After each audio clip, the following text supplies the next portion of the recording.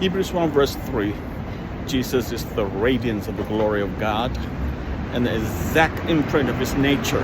And he upholds the universe by the power of his word. See, the last revelation comes through a man who holds extraordinary power, whose identity is none other than God himself. It's a staggering statement to say God created the world through this man. You know, that's why this is God made personal. We never known this God if this God did not choose to volunteer to choose to humble himself and incarnate into this world and become a man and live among us, that we see his glory. See, the apostle said we see his glory, the glory of the one and only one. When Jesus performed the miracle of water into wine, they saw God's glory. They saw Jesus' glory. They saw the glory of God in Jesus. He's the radiance of God's glory. So the last revelation came through from a man who is essentially God himself. That's why it's a real paradox, a mystery, a really difficult thing to grasp and understand. God and man becomes one. The perfect man,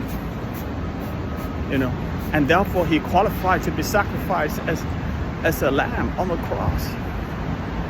If he himself were tainted or tainted with sin, there's no way he could go to the cross to die for us, because he himself is a problem. But no, Jesus completely, actively obeyed God the Father as a human on earth. While in heaven, he doesn't need to. He is God, equal with God the Father. But now he came to this world. He humbled himself. I think it's it's one of the Pauline's epistles said, Christ laid aside his glory, his divinity, and came down to become a man. He did not lose it, but he just laid it aside for a period of 33 years. So everything we read in Hebrews just now, that he is the exact imprint of God the Father, is as a man. You see, that's why, to help us to breach the chasm, the huge chasm between God and man, which is unbreachable without Christ. That's why the curtains in the temple, the most holy temple, was torn from top down, 30, 40 feet high. Can you imagine the thick curtains? They're supposed to symbolize the separation, humans and the Holy of Holies.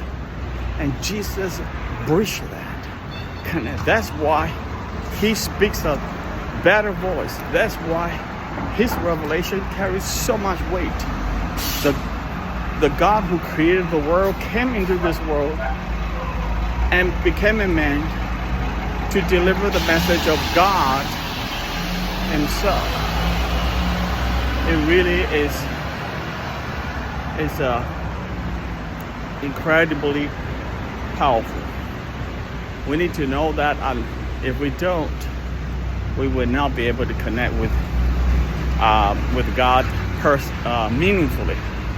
All the revelations of God will go into the drain, because now it is possible, because Jesus has made God to be personal, a really powerful personal God that you can talk to, you can feel, you can run to, You can cry on his shoulders. You can rejoice like David did. All those incredible celebration, joyful. I mean, this is the kind of Christianity you want to be in. This is kind of religion you want to have in your life.